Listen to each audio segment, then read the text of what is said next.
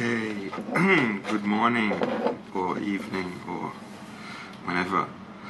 I'm in Thailand, and this last month I didn't make a Patreon video, and I'm only mentioning that because I'll put this on Patreon, but it won't be restricted just for patrons only. It'll be like there'll be contributions if you know, for people who sponsor me, but this will be free for everyone, and I hope I'll get on a roll this month and make more than one video. Last month I wanted to make more than one, and I made 0 because I don't like to make videos without, I don't like to just shake the bag out and hope that people will sponsor me. I like to actually be creative and have something to say.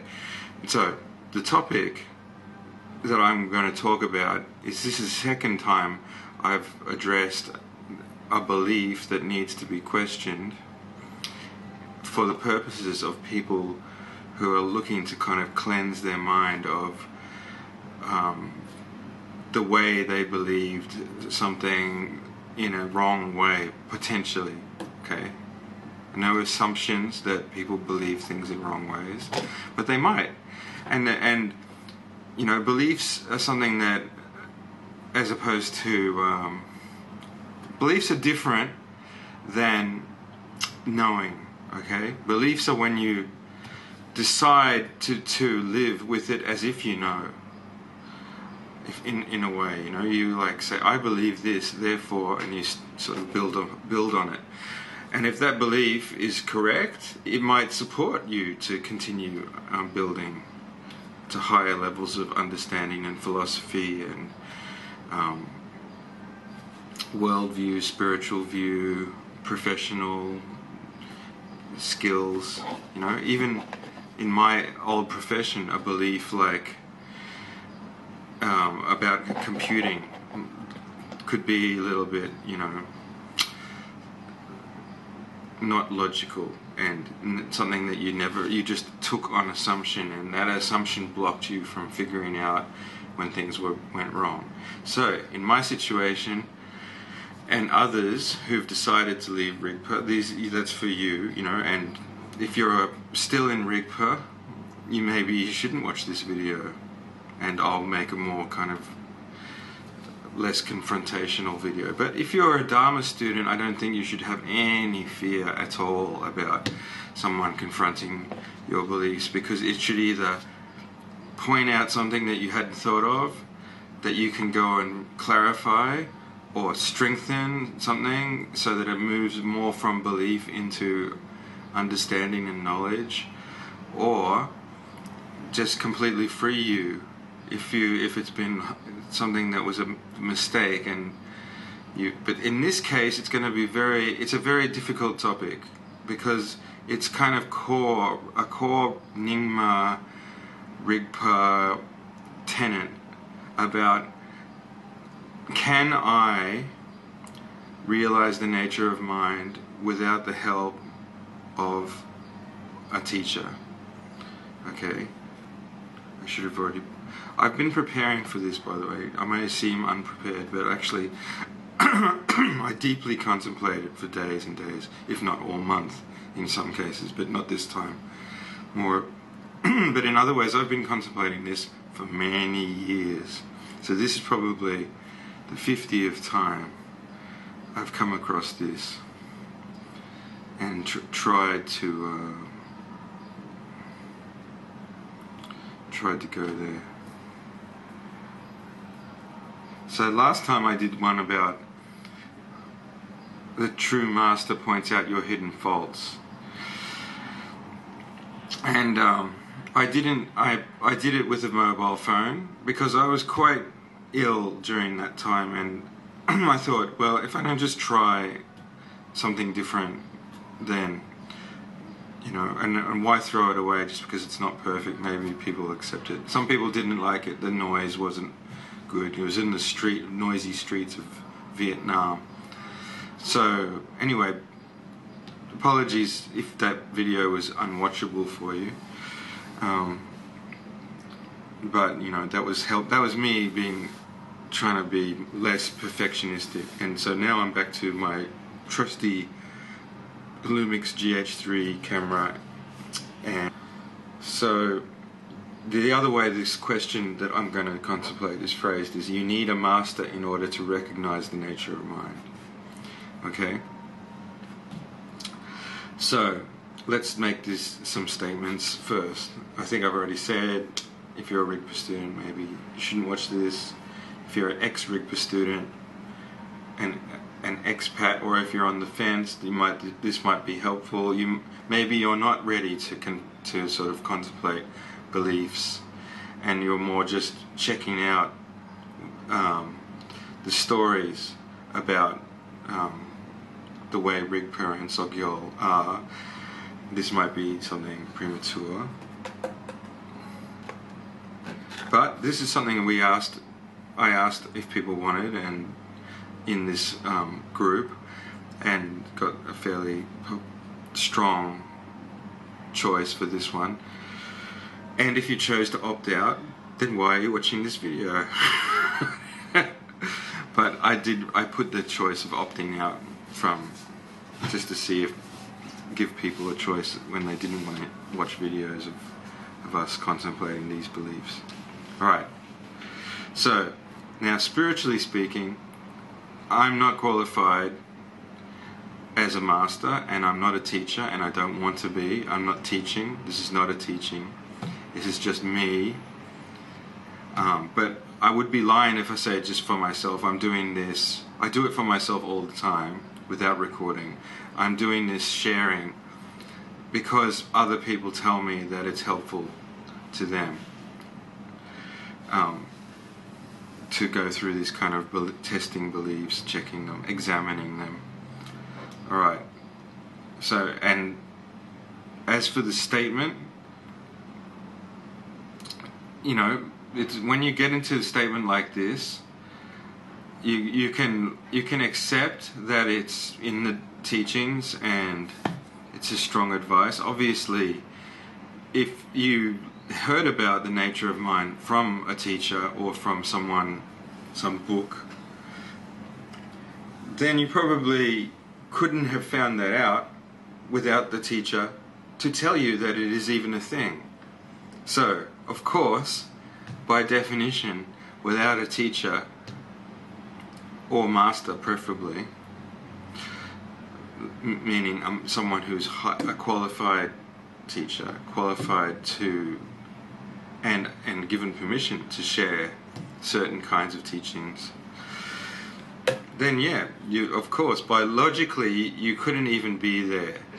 And also, you're talking about the nature of mind according to this particular tradition, because it might have different names, or it's a very ineffable kind of thing, nature of mind, because those are words talking about something which can't be described. So they're only giving you, you know, saying nature of mind is like taking you from the universe and bringing you down to a subset of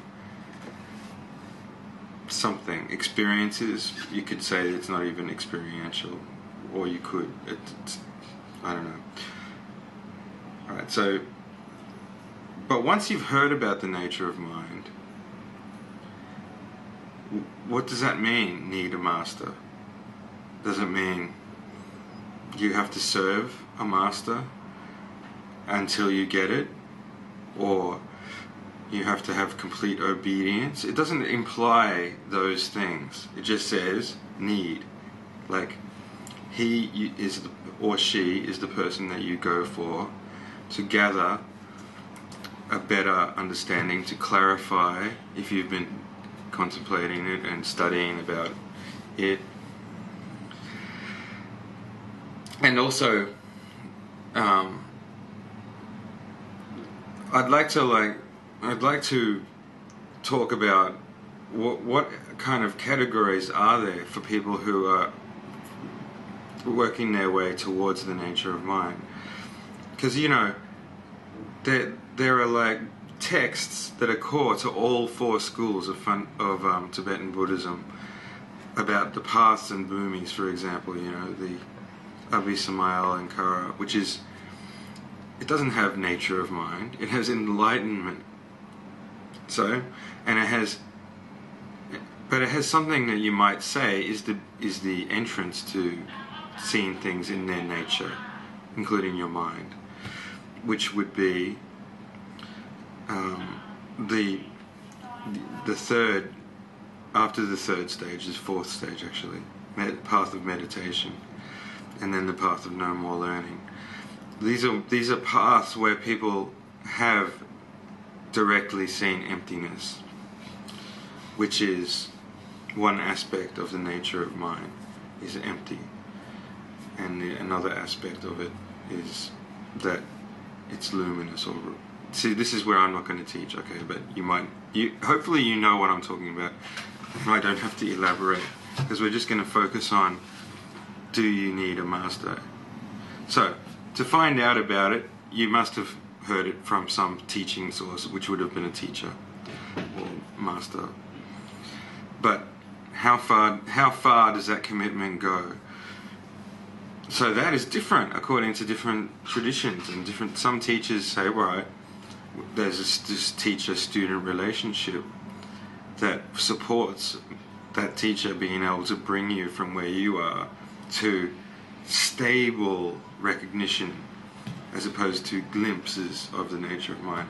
Glimpse, I guess, it's something that you experience, but it may not recognize. So then, what is the teacher doing? They're sort of saying, well, that thing that you know, that was it. And then from there, you get to be like, all right. So they have either the qualification, the knowledge, the experience to know what really is recognition of the nature of mind, or they don't. And if they don't, then they're not a master of that, and they can't help you too much. They may in fact be blocking you from the nature of mind by telling you that all kinds of things are not the nature of mind. But we had this series of teachings that separate things that seem like the nature of mind from things that are similar but not, or experiential. Like, this is such a huge topic, but so the point of it I'm trying to make is that initially knowing that it's something that you can recognize and that there are benefits to it can come just from reading a book. And then glimpsing the nature of mind can come all throughout your life as probably a result of past lives and current conditions manifesting as, the right sort of ceasing of what obscures the nature of mind for a moment before it comes back. This is why they talk a lot about gaps and meditation and different methods. So there are many methods to recognize the nature of mind. So you are taught those methods, but then who recognizes the nature of mind? You. It's not powered by the teacher. And then there are these cases where you are introduced to the nature of mind in a either ceremonial way, with like an assembly, or just you and one-on-one asking the question, or being treated as if implicitly you asked by even being there, so you're going to get it anyway. It's not really recognition unless you recognize it and have the confidence to say, yeah, that was it. But it's more like forcing some kind of experience and then afterwards saying, have no doubt that was the nature of mind. But that's a bit wrong, isn't it? Because some people may not have recognized it or had even a glimpse, so they have nothing to They have to concoct out of that vagueness. They have to fill the gap with, well, maybe it was that. And now I'm not allowed to doubt it. I've experienced it. And then on top of that, though, the nature of mind is so fundamental to thinking and being a sentient being or having Buddha nature that it's not like it goes and comes and goes. It's there all the time, so you're meant to recognize it. So I apologize if me saying that is some kind of secret teaching that I shouldn't talk about. I mean, I can't say you need a master forever after. The whole point of it, you may have needed them to know what it was or gain some confidence of how is it. But afterwards, that teacher is just a memory that you refer to, and that experience is a memory, and then you put the two things together. This experience came, this teacher said this, that was nature of mind. After that, you don't need them anymore. You know, you might want to go back and maybe you feel like you lose it or you never really had it, and so it's kind of like an addiction, thinking, if I get another book, if I go on another retreat, I'll get the nature of mind, you know. And I'm not saying that that's wrong at all, but it does turn into a bit of a expectation. You actually so yes, maybe you do need a master to recognize the nature of mind, but not anymore once you have. You know, that's the point. And then passing on that knowledge, and then you're working with it to make it stable.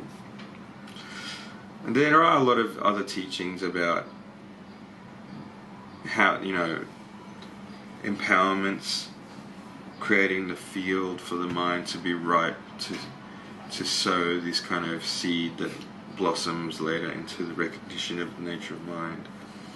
The empowerment itself at the highest level, the mind transmission is nature of mind. So, you know, you could go to an empowerment and get introduced to the nature of mind ceremonially, but the person says, I'm not your master. So there you go. You didn't need a master, and you got introduced to the nature of mind.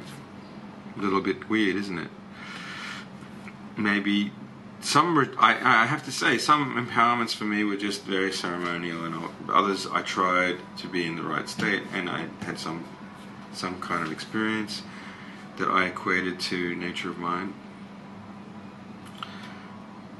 There are ceremonies and empowerments that aren't even supposed to be talked of, which are just really focused on massively introducing the nature of mind powerfully, and methods for really just working with nature of mind as your main practice, you know, including yoga postures and all that kind of thing. So you need the master because that's his secret lineage, and they don't just give it to anyone. The main point is for them to instill in you some sort of respect for how useful, powerful, rare, sacred, not to be wasted, not to be lost, not to be twisted and distorted, to be preserved.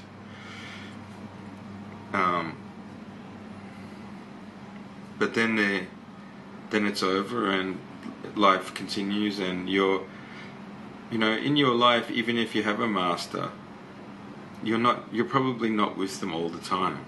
You're probably alone. And when you're alone, you need to continue to recognize the nature of mind, if that is your practice, if that is how you practice. There are stories that are the just examples of things that have happened. And there was an old man who met a master, a Dzogchen master, and he received an introduction, and then he had super devotion because it became a stable thing that made he saw something, and he was so grateful for seeing in that way that he wrapped his arms around the teacher, the master, and wouldn't let go. And that story is kind of an example of how you can get caught up a little bit in magical thinking, where the exception becomes the rule, where you're not really focusing on 99% of how most people approach study and recognition of nature of mind by, Madhyamaka philosophy to get to emptiness and see it directly, but they just want to sit in assembly and, like this old man, just be introduced, and then suddenly it's stable, and there you go, you're on your way to enlightenment very fast. So that, for me, the fact that kind of story was told again and again and went along with sitting, I find that suspicious. I have to admit, I don't know the name of the old man and the Dzogchen master. He's famous because he had some tools for how he practiced meditation. He still went off and did the work, even though he got a really strong introduction and became super devoted instantly. He still had to go off and do all these Dzogchen practices. He had some kind of wooden thing that held his head up because he was so old, so that he could sort of force the posture to be right. So why examine this belief? I think things are backwards in some cases when you have an authoritarian, charismatic, expansionistic, growing big centers all over the world with lots of wealth, tens of thousands of students, wanting you to have this kind of bond of obedience because he's your Dzogchen master who's going to introduce you to the nature of mind. This is not normal. Like, he's only really got 20, 30 people who he goes around with, and he tells them, all those other people aren't going to really get the nature of mind. It's only you who are super devoted and do everything that I want from day to day. The other people are just fooling themselves. One time he said, after I got back from being ordained and I was freshly monked, and this nun who went with me, freshly ordained, we came, and he was all like respectful of the monastics. We were sitting in the tent, sitting up front, and he said, it's only these monks and nuns who will have any real chance of getting enlightened in this life, and you're all fooling yourself. He devalued everyone. But later, he did the opposite. He said all these monks and nuns cost so much money, they're useless, blah, blah, blah. It's only these people, like Kimberly Chandler, whatever, his close... this is something that makes me aware that he's using the tools of a narcissist, and he's dangling the nature of mind. He's not like, yes, the nature of mind is something that you have to work very hard at, and you may only need small amounts of time that kind of correct or clarify so you can go away, come back. So, yeah, I'm not saying a qualified master couldn't have many, many students and only have to spend short amounts of time with them. But Sogyal wanted to spend large amounts of time, and yet, I don't know, you could argue that he gave everyone an interview and made time. But I'm obviously of a different opinion now about all that. I see those times in the same way that I see the way he introduced the nature of mind often to new people, not to people who've been studying to prepare for it, but just to people. He would say, well, you're here, it's your karma, you're not qualified, but anyway, you're all going to get the introduction now. And this, even sometimes, even without it being at that kind of retreat, he would just have that meditation, which was always his Dzogchen thing. And then look at me, stare at me, the gaze and all this thing. And then he had all these examples of teachers meditating to emphasize this gaze as really like something in their eyes, as how you get to the nature of mind through looking at the eyes. I can't argue to say that's wrong, but I can say something. It just so happens that cults with yoga teachers, Hindu, masters, they're called God men. Western cults, Christian cults. You look into how they function and their leaders, and Rajneesh, Bhagwan, the famous super cult, orange people. They all do the same thing. They all look into my eye. They set up the same experience, and so people who help people to get free of this very controlling situation talk about this thing called the Gansfield effect, where you have this kind of, if you stare long enough at another being, you get an experience. So why is Sogyo using that, and why is it very different from other Dzogchen teachers that came?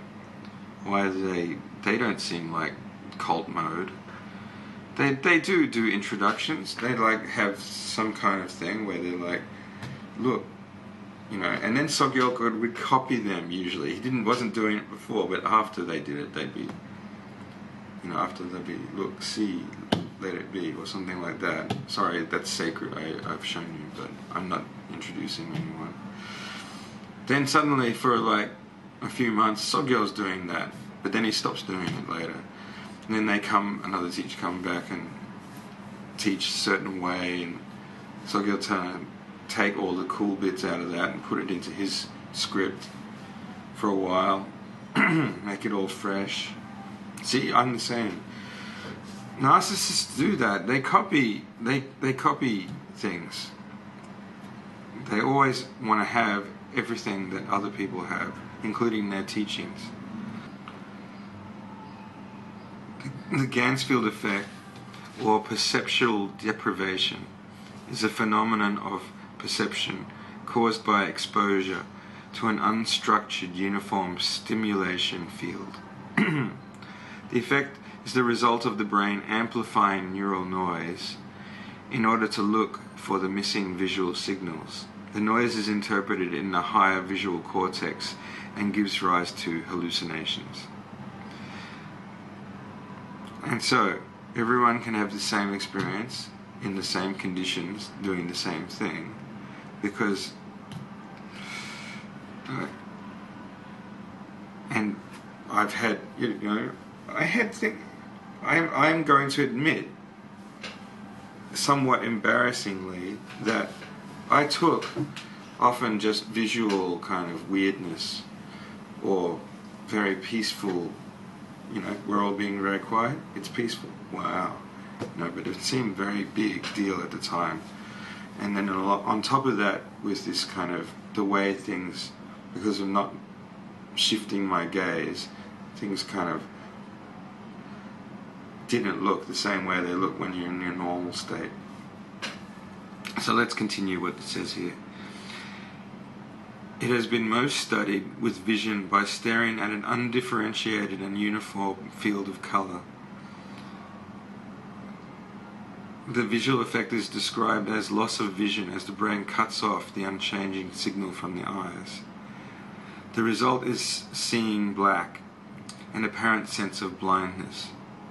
A flickering Gans field causes geometrical patterns and colours to appear. I've experienced all that. I've experienced weird colours when I'm meditating. I've experienced with Sogyal having this kind of blackness appear,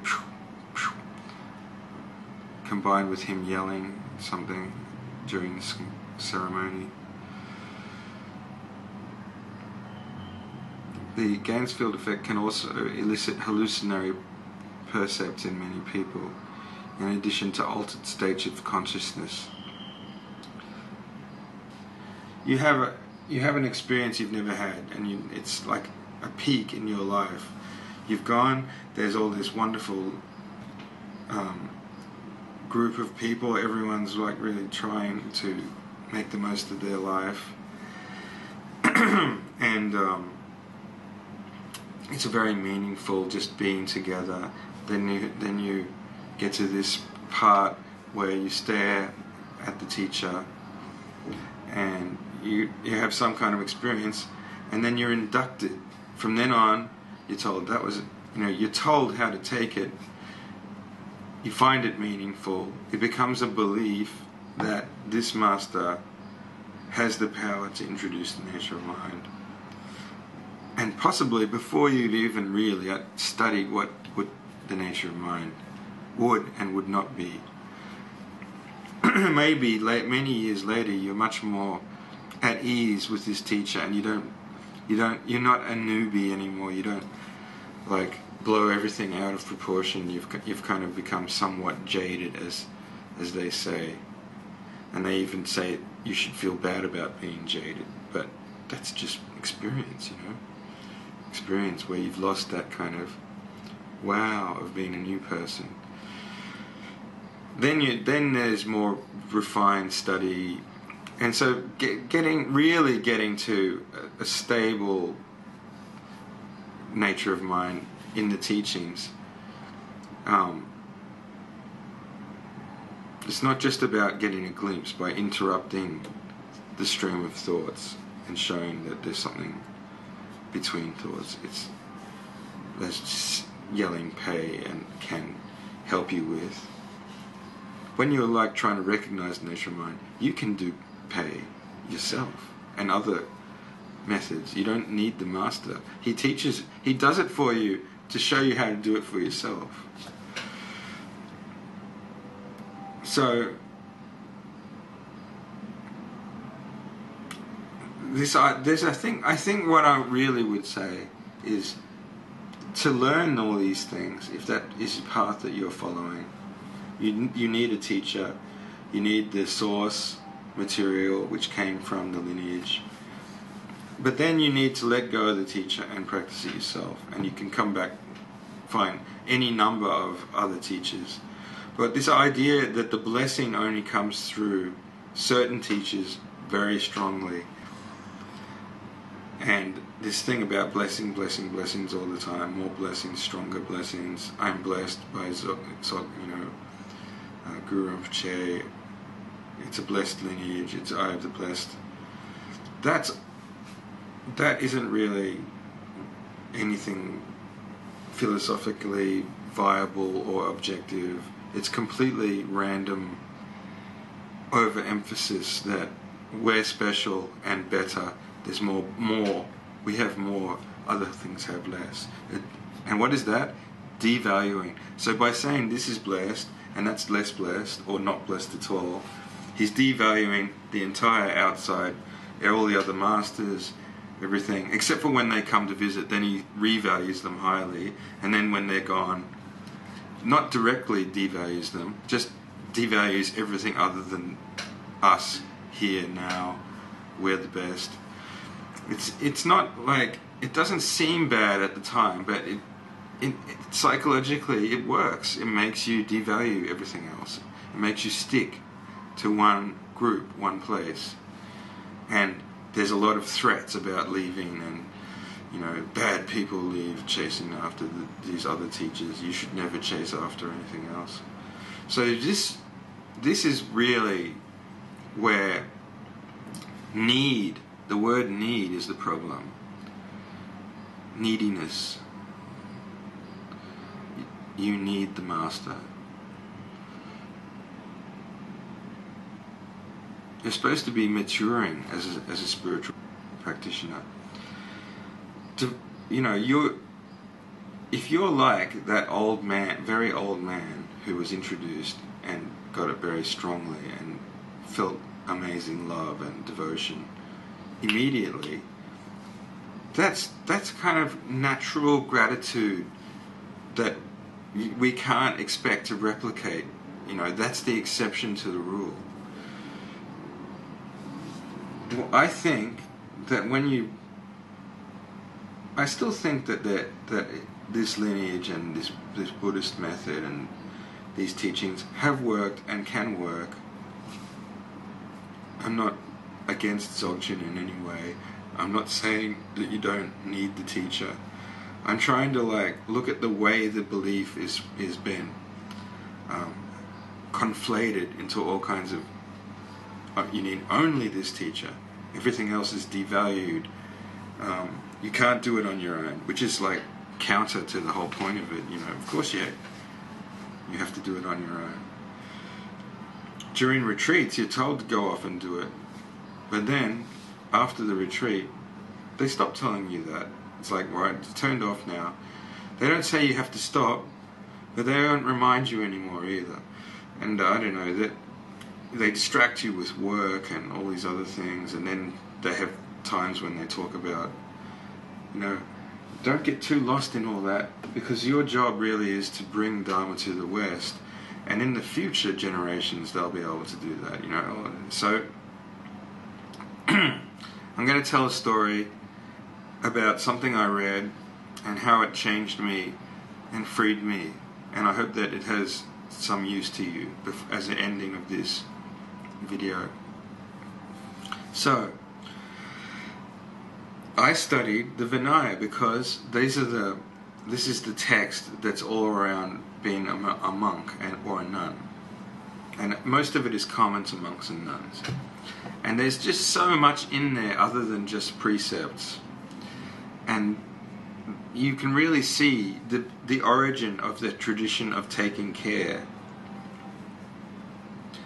of a superior person in the tradition. It says novices should be assigned an older monk or nun to take care of.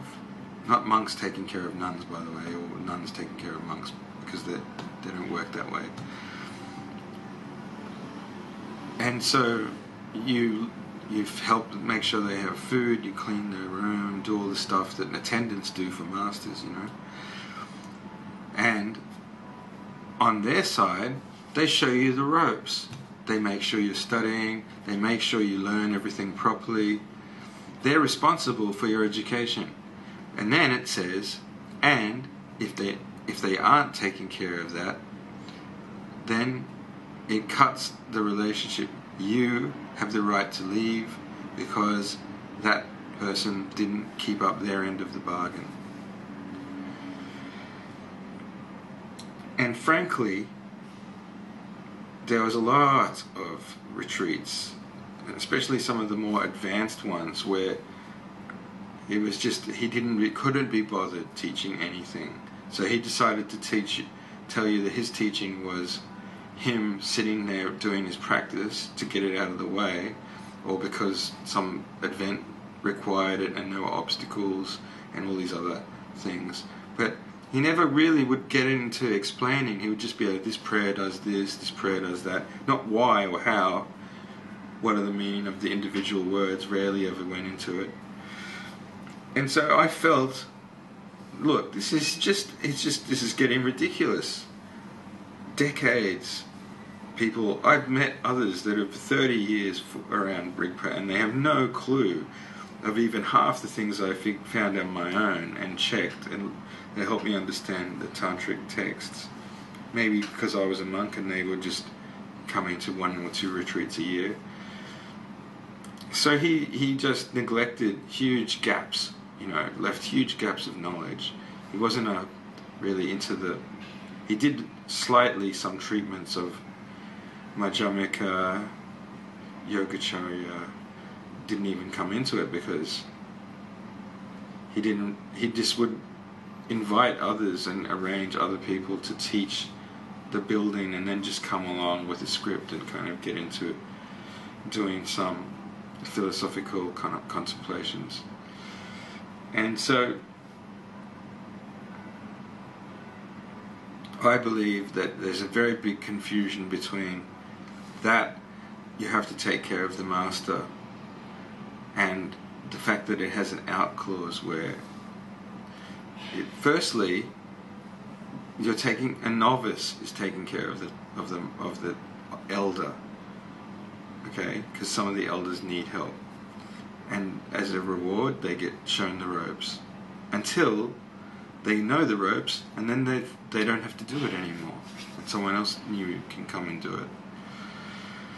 And if they don't get shown and they feel it's not working, they are just allowed to cut that and find someone else or whatever. So this really is missing. This is like the part that is left out. Later teachers come and say, well, if you weren't getting all that you needed, why did you stay? You know, implying that you had some right to leave or search elsewhere.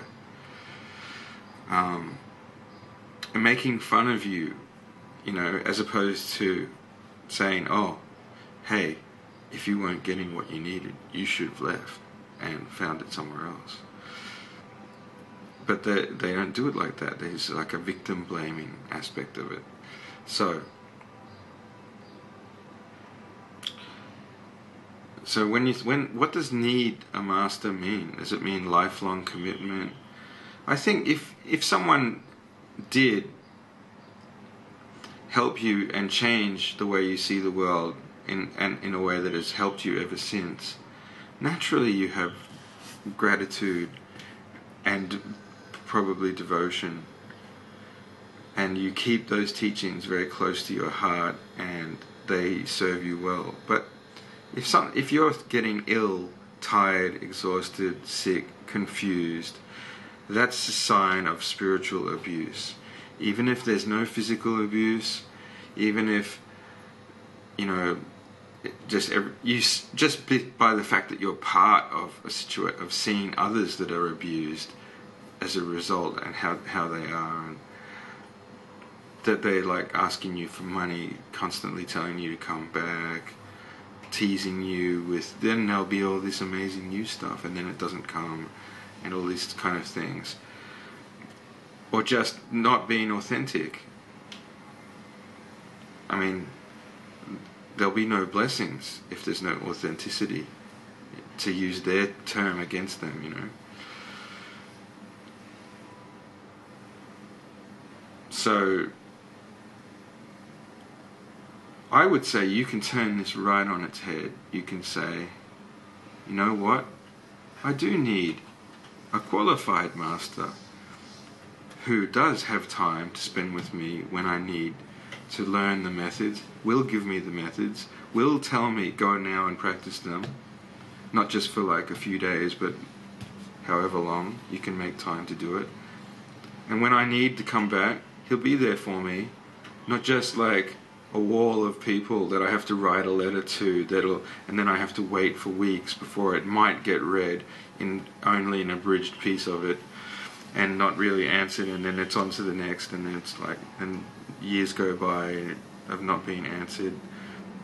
That's you definitely, if you follow the old way in the Vinaya, you say, well, so much for this elder showing me the ropes. He's just keeping me around with inspiring teachings and creating a practice sangha, but there's a very wide variation of knowledge in that sangha according to how much independence and effort the people make to find all the answers they need to make the practice work for them. You know, I'm aware there's a lot of counters to what I'm saying. You know, people were encouraged to study and they were encouraged to do things, but I can't really address every possible counter-argument. This is just a contemplation about this sentence and what it means to me, and my suspicions about some of the ceremonial focus as opposed to the real way, which is Dzogchen. As the Dzogchen path evolved, they had Dzogchen monastery, people were studying Ashedra, they were studying even some Guluk texts because they had a very good Madhyamaka and philosophical grounding that was helpful. Why was it helpful? Because when you get further into the Dzogchen teachings, it's extremely detailed and philosophical, refining views, saying this view is very similar, but not like that. It's a little bit different, and contemplations, which I won't even say the name of, that are really philosophically grounded. They're not just creating a glimpse or a gap in thoughts method there. They say that if you just keep on deconstructing reality philosophically, if you do it enough times, when you die, you will realize the nature of mind. Just from that, you don't even need all the other wow stuff. That's within this lifetime, realizing the nature of mind. But philosophically, if you can cut through appearances, and they emphasize that's the main thing to do, because definitely that will release you later. That's another thing that I took it at face value and said, okay, maybe that's my way, because this other way is shortening my life and not even really giving me space to do it.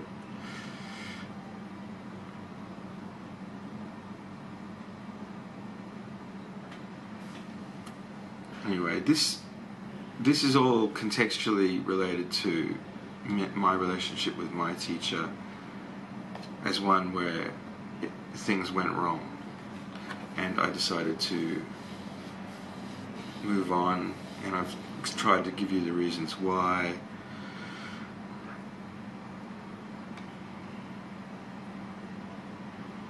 I can't just say yes or no. It's not simple enough for that.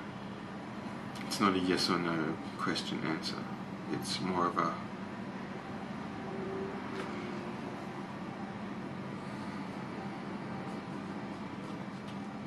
a how do you apply the teachings to find your way out of confusion. And if a belief of I need a master to recognize the nature of mind is keeping you trapped, I think that you've misinterpreted the point of it.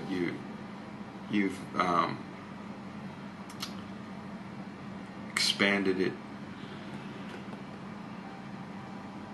It's been rewritten into a whole situation of obedience, exclusivity from where it was.